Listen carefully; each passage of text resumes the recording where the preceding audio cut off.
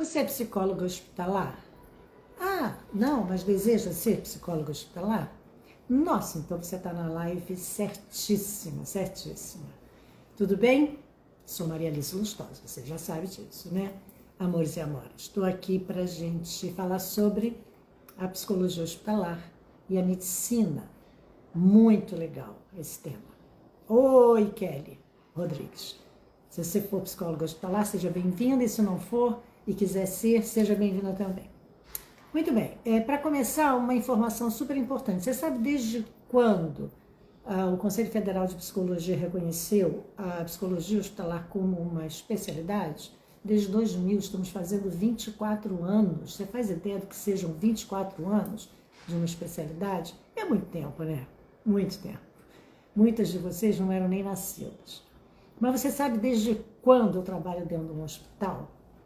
Desde 1975, que foi quando eu me formei, em julho. A partir daquele momento, eu comecei a atender pacientes dentro de hospital também. Eu tinha uma clínica com uns sócios, fundamos um centro de psicologia e eu trabalhava em clínica. E também atendia a pedido do meu ginecologista, que era, nossa, foi um grande incentivador, foi uma pessoa super... Boa noite, amor. Super querido e que me incentivou muito. E ele me pedia para atender pacientes dele na Clínica São Vicente aqui da Gávea, naquela ocasião. Pacientes que iam fazer mastectomia, esterectomia, situações muito difíceis na vida de mulheres. E a partir dali eu me encantei com o atendimento dentro de um hospital. Agora, vou ser muito honesta para vocês, eu não fazia ideia do que se fazia ali dentro, não fazia a menor ideia. Mas eu gostava daquele ambiente de hospital. E aí, com isso, nós aqui não tínhamos nada, não tínhamos bibliografia, não tínhamos aonde buscar, pesquisar, porque as pesquisas que eu fazia de artigos científicos... sim, queridos e queridas, não tínhamos internet. Então, eu ia para as faculdades... e ia nas bibliotecas buscar ali naquela poeirada, tinha ali um centro ali em Laranjeiras, nossa, que poeira aquilo ali, maternidade escola. Bem, aí o que eu fazia? Eu era duranga, né? Dura. Mas o que minha mãe, Dona Ruth, como ela pintava a louça para eu poder pagar uma passagem do Rio de Janeiro para Nova York, para ir para New York University, meu centro de pesquisas de referência bibliográfica. Eu ia para lá, duranga, comendo o mínimo, também era isso. Eu queria ficar magrinha, achava o máximo, ir para Nova York para pesquisar, fazer pesquisas bibliográficas, então passava fome, como eu passava aqui no Brasil, só que eu estava lá. Então não gastava quase nada em comida e ficava em hotéis absurdos de perigosos. Não sabia, né, gente? Não conhecia. Igual um americano vir aqui para o Rio de Janeiro, não faz ideia do perigo que ele corre. Eu não fazia a menor ideia do perigo que eu corria em Nova York. E corria, muito perigo, muito perigo. Mocinha, bonitinha, de roupinha curta, eu procurava ir na época de verão. Então eu ia muito para lá fazer buscas, comprar livros. Nossa, como eu comprava livros. E vinha tudo pelo Colipostor. Vocês não fazem ideia que seja Colipostor. Era um serviço dos Correios, desculpe, para trazer barato, de forma barata, os livros para cá. Meses depois, demoravam 3 meses para chegar aqui, as caixas chegavam todas rasgadas, enfim.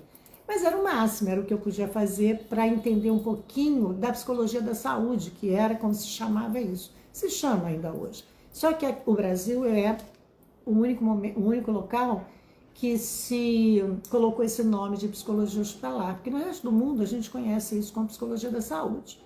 E era a bibliografia que eu trazia para cá. Então, desde muito cedo, logo que eu me formei na faculdade, eu comecei a me interessar por esse campo. Assim, ano que vem, faço 50 anos de formada. Eu vou dar um festão, cara. Eu vou dar um festão. Se eu estiver viva, vou dar um festão de 50 anos de formada em psicologia. Muito bem, fecho parênteses. E por isso, desde ali daquela ocasião, 75, do segundo semestre de 75, eu comecei a me interessar pela psicologia hospitalar e me apaixonei. E me apaixonei pelo serviço dentro da clínica São Vicente da Gávea, que era onde eu atuava. Aí logo em seguida, logo depois, esse meu professor, esse meu ginecologista, me convidou para montar um serviço lá na Santa Casa, do Rio de Janeiro. E eu fui, então, formar o serviço de psicologia na enfermaria, vocês já sabem dessa história, na enfermaria de ginecologia dele. E ali, na Santa Casa, naquela ocasião, a Santa Casa era uma universidade geral. Era um local que borbulhava conhecimento. Gente, vocês não fazem ideia de quanto que a gente aprendia ali dentro. O quanto, porque ali todas as enfermarias e ambulatórios tinham cursos de especialização para médicos naquela especialidade da enfermaria e do ambulatório. E eu tinha permissão para assistir todos esses cursos. E ia assistir esses cursos, as aulas que me interessavam. Aí entra esse post da live de hoje, que é: sim, e a gente da psicologia hospitalar precisa conhecer de medicina? Eu espero que vocês tenham respondido que é óbvio que sim, é óbvio que sim. Eu não posso trabalhar com pacientes que têm doenças orgânicas, sintomatologia de problemas orgânicos, sem conhecer o que seja aquela questão orgânica que ele está sofrendo. Sem conhecer também os fármacos que aquela pessoa se utiliza, que aquele paciente ou aquela paciente se utiliza para tratar. Não posso, porque muitos dos efeitos colaterais dos medicamentos, dos fármacos para tratarem de doenças orgânicas afetam o comportamento. Muitas doenças orgânicas afetam o comportamento. Fica claro para vocês? Espero que sim, né? Muitas doenças orgânicas. A ponto da gente não saber se aquela depressão é um problema de saúde mental ou se aquela depressão é uma questão orgânica. Eu já falei aqui isso. A tireoide, quando eu faço um hipotiroidismo, eu faço uma depressão. Eu apresento características de depressão. Que a gente, se não tem conhecimento dessa parte da medicina, vai tratar como psicológico, como doença mental, como aspectos psiquiátricos. E não, essa patologia, ela não se cura com medicamentos psiquiátricos, muito menos com psicoterapia. Ela sequer se move. E aí você fica gramando em cima daquela depressão daquele paciente ou daquela paciente, sem entender o que está acontecendo, que aquela pessoa não melhora. Ela não melhora porque ela tem uma falta de hormônio, importantíssimo para a regulação do humor. Portanto, se você quer fazer psicologia hospitalar, se você já está fazendo psicologia hospitalar, interesse-se pela questão da medicina. Interesse-se pelas especialidades da medicina nas quais você atua. Você vai atuar em reumatologia, pelo amor de Deus. Vai estudar as doenças reumatológicas, vai estudar todas as interferências das doenças reumatológicas na saúde mental. Porque existem, e são muitas interferências. E que você vai estar tratando com a psicologia, com a psicoterapia, e não vai estar adiantando de nada. E você não vai entender por que você não anda naquele campo com aquele paciente. Você não anda porque você não entendeu que precisa unir os seus conhecimentos psicológicos, os conhecimentos psiquiátricos e os conhecimentos reumatológicos, no caso das doenças reumatológicas. A mesma coisa se dá com as questões oncológicas.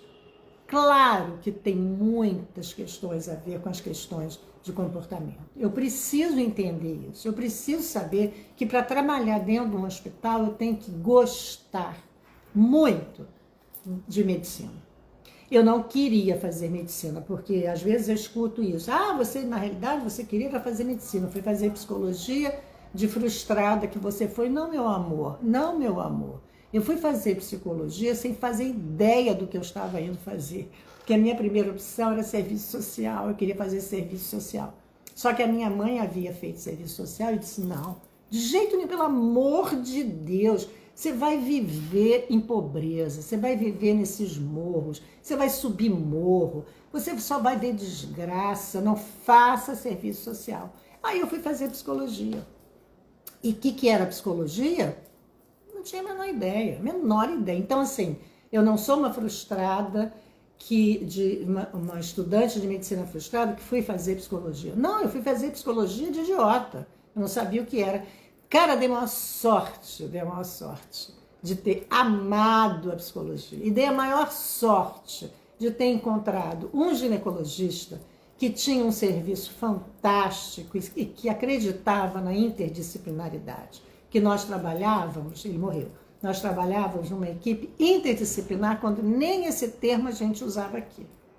Era uma nutricionista, era ele, um ginecologista, era eu, uma psicóloga, era uma antropóloga. Fazíamos uma equipe de atendimento às pacientes dele.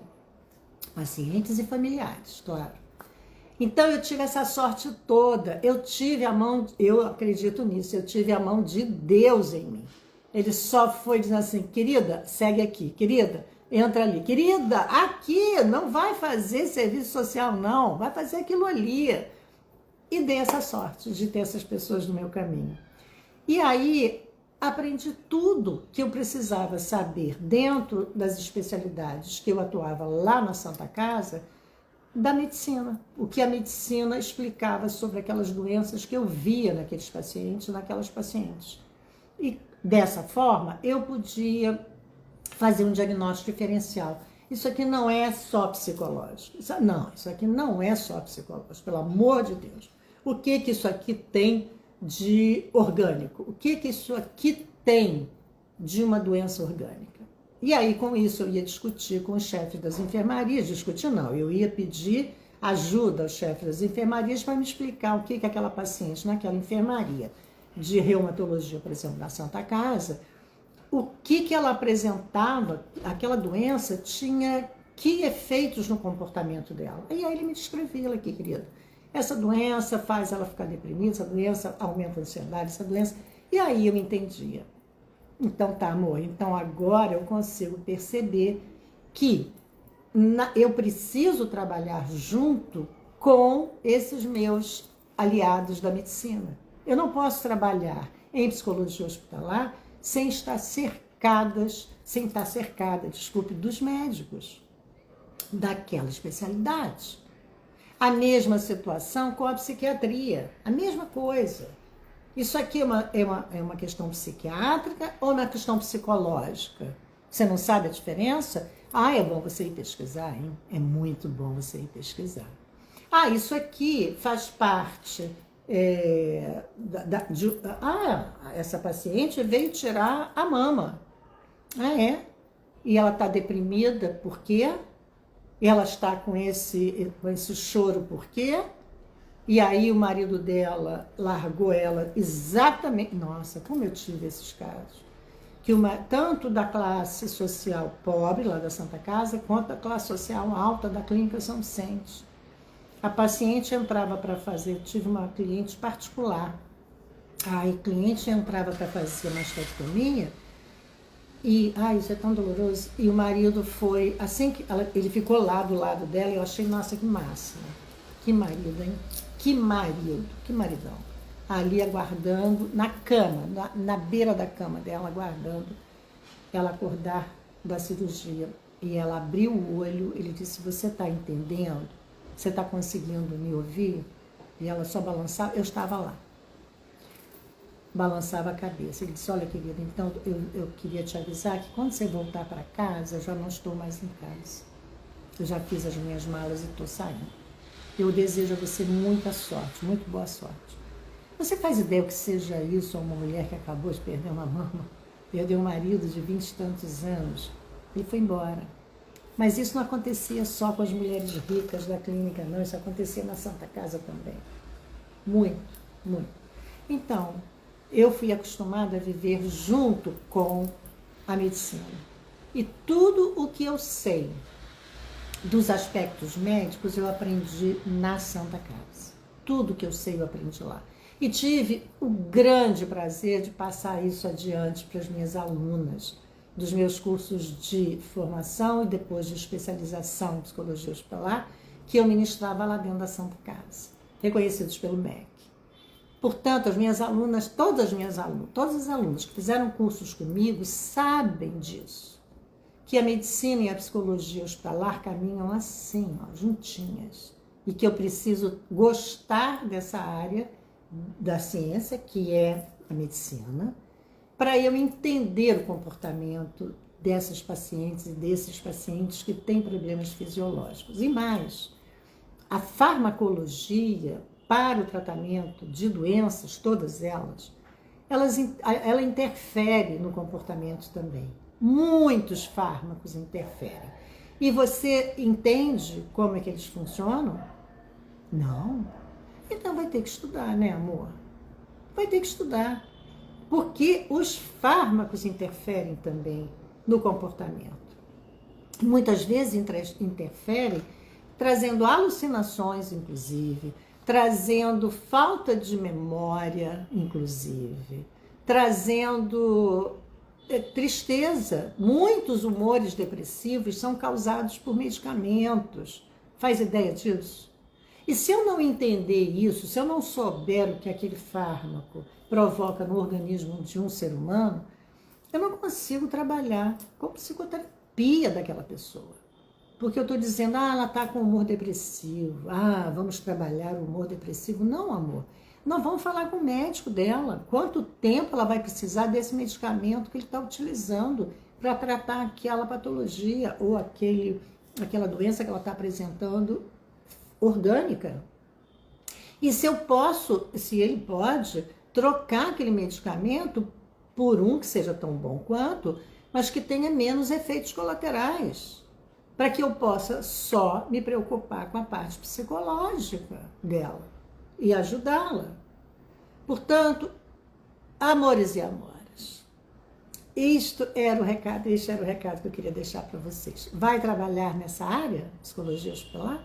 Vai trabalhar em hospital? Então, entre em todas as aulas de medicina que você puder encontrar e puder ter permissão para assistir, todas dentro do hospital. Vá procurar todas as aulas das especialidades em que você deseja trabalhar. É um hospital geral que você está trabalhando ou que vai trabalhar? Então você precisa ir às aulas dos médicos sobre aquelas especialidades que você vai trabalhar. Mas eu não vou assistir todos. Não vou mesmo assistir aquelas aulas loucas que eles assistem, com milhões de informações que eu não vou entender nada. Mas a grande maioria eu vou. E vou fazer perguntas. E sem vergonha nenhuma. Eu não tenho vergonha nenhuma, não tenho que ter vergonha nenhuma. Eu sou psicóloga, eu não sou médica, eu não tenho que saber aquilo. Eu me lembro que o Alquinder, esse meu médico, que foi meu chefe lá na Santa Casa, ele dizia nos cursos de especialização de ginecologia, que eu, Maria Alice, sabia muito mais do que muitos dos alunos dele sabiam ali. Sabe por quê? Porque eu estava sempre ouvindo as aulas dele para eu poder atender melhor as minhas pacientes da enfermaria e do ambulatório de ginecologia. Aprendi tudo ali, tudo. Depois continuei estudando, porque eu amo estudar, vocês sabem disso. Sabem tudo que eu amo de estudar. Ok? Passei o recado da live. Fecho. Agora nós temos que abrir um outro parênteses. Olha só. Essas lives aqui, essa será a nossa última live aqui no meu Instagram do Sepsis. Por quê? Porque eu resolvi que eu não vou mais fazer vocês ficarem aqui presos nas segundas-feiras, embora essa live fique lá disponível para vocês a vida inteira. Eu vou fazer pequenos vídeos sobre assuntos que eu acho interessantes, tanto em psicologia hospitalar e da saúde, quanto em psicologia clínica, que são os ambientes que eu frequento e que me sinto muito bem, e que estudo o tempo inteiro até hoje, e que dou mentoria, que dou supervisão. Então, são locais que eu nado de braçada, vocês sabem disso. Ai, nossa, como ela não tem vergonha nenhuma de ser tão arrogante. Não sou arrogante não, meu amor, eu sou completamente realista. Eu nado de braçada nesses dois ambientes, porque estou aqui há 49 anos, nadando. E não é nadando, não, porque você sabe, eu tenho uma admiradora que eu admiro muito, que é nadadora. Ela sabe quem é. Ela também mãe solo, que nem eu. E nos encontramos, ela não é do Rio de Janeiro, nos encontramos aqui, ela sabe perfeitamente quem é, não vou dizer quem é para não identificá-la. E ela é nadadora. E aí eu vejo isso nela. Ela nada que nem uma alucinada para chegar onde ela quer. Pois é isso que eu fiz a minha vida inteira dentro da psicologia. Eu treinei natação na psicologia, de braçada, cara, de costas, de frente, de lado, de fundo, por baixo, por cima. Então, por isso que eu estou dizendo a vocês, eu nado de braçada aqui, sem menor problema. Para dizer isso sem querer ser cretina, né? Não quero ser cretina para vocês de jeito nenhum. E nem sou simplista, não sou simplista não, sou realista. Bem, então a partir de hoje vocês não vão ter mais nossas lives aqui, às segundas-feiras 7 e 7 da noite. Mas em compensação vocês vão ter pequenos vídeos que eu vou gravar para falar sobre assuntos que interessem a vocês nessas duas especialidades. Então vocês não vão perder nada, vocês vão ganhar, porque vão ter mais vídeos. Porque enquanto eu estou fazendo essa live aqui, vou estar gravando 1 ou 2 vídeos para vocês verem. E vou publicar durante a semana. Tá bom? Então, assim, não esperem mais nem o aviso da live a semana que vem, não teremos mais. Então, a partir de hoje, acabaram-se as lives, mas virão os vídeos. Vocês vão adorar, eu acho que vocês vão adorar. Obviamente, essa maluquice toda que eu faço aqui na segunda-feira, eu faço em qualquer dia, em qualquer horário, em qualquer momento, porque eu sou assim, feliz, eu sou alegre, eu sou feliz. Marília, você nunca tá triste? Cara, eu tive depressão, eu tenho volta e meia angústias horrorosas. Outro dia nós tivemos sexta-feira. Nós tivemos a reunião do Labor, que é um laboratório de pesquisas lá de São Paulo, da PUC de São Paulo, desculpe, sob a coordenação do meu Francisco, querido Francisco, psicolega também. E aí nós tivemos a apresentação de um dos colegas falando sobre angústia. E aí ele estava dando, enfim, não vou me estender, falando sobre um livro, que a gente tem uma coisa de leitura de livros, e ele contando que o autor, Tolstói, estava falando sobre, naquele livro dele, Confissões, que eu amo aquele livro, vou recomprar, porque o meu já sumiu na minha mudança, desapareceu, eu vou recomprar, para reler, tem 300 anos que eu li, e ele me relembrou, cara, e ele dizendo, nossa, Tolstói vivia angústia, de angústia em angústia, e eu disse a ele, cara, Tolstói e eu, porque eu vivo de angústia em angústia.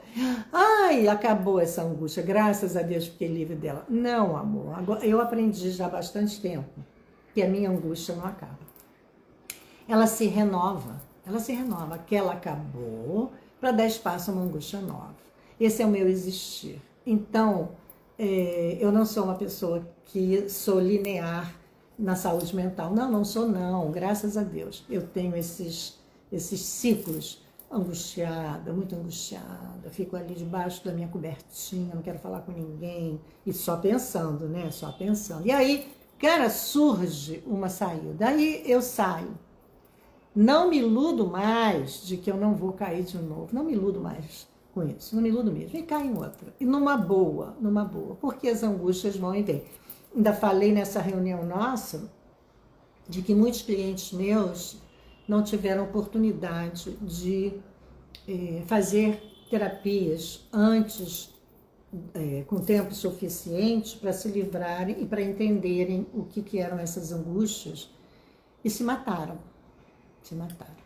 porque não venceram essas angústias.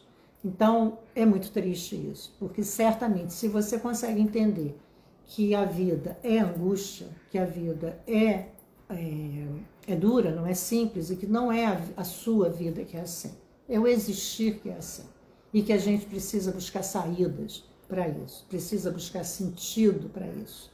E só buscamos sentido dentro de nós mesmos. Ninguém te dá um sentido para você estar vivo sem angústia, ninguém. E nem sei se existe vida sem angústias, mesmo, honestamente. Eu não conheço outra vida sem angústia. Eu só vivo dessa forma.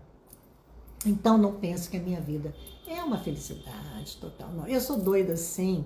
Outro dia eu postei isso. Eu sou doida sim porque eu tirei alguns parafusos. Não foi que eu vim sem parafuso, não. Até vim. Eu tenho histórico familiar de depressão, dessas coisas todas. Mas eu tirei esses parafusos para poder sobreviver de uma forma saudável a tudo que eu passei pela minha infância traumática. E não foi traumática, assim, não pensem que eu sofri abuso sexual na infância. Sofri sim de um dentista lindo de morrer, que ficava roçando o peru dele aqui em mim. Eu tinha 12 anos e eu ficava assim na cadeira, ó, assim na cadeira, e ele vindo roçar aqui. Minha mãe adorava ele, porque ele era simpático, ele era maravilhoso, estragou meus dentes todos. E aquilo me agoniava e eu ia para lá agoniada. Sofri, esse foi o único abuso que eu sofri. E não conseguia dizer para minha mãe: mamãe, não vou mais lá, que ele fica roçando aquele peru em mim duro, e eu não quero isso aos 12 anos. Não tinha coragem de dizer isso para minha mãe, né, gente? Enfim, me vi livre dele quando eu cresci e passei para outro dentista. Então, tive situações muito difíceis, sim, na infância. Para vocês não pensarem que essa alegria que eu tenho de viver se deve a qualquer coisa do tipo, ela é maravilhosamente alegre. Não sou não. Não se iluda. Eu luto para ser uma pessoa que ache a vida valiosa de viver, que ela é valiosa de viver mesmo, para todos nós. Agora vão ter esses altos e baixos. Beijos a vocês. Até o próximo vídeo que eu vou gravar para vocês, sem ser aqui na live. Quero que vocês tenham uma semana brilhante, porque eu vou ter. Não é que eu vou ter, eu vou fazer a minha semana brilhante. Porque pense nisso, você não tem como lucro, ou como destino, ou como desejo divino, uma semana brilhante. Você faz uma semana brilhante ou não. Eu hei de fazer a minha sim.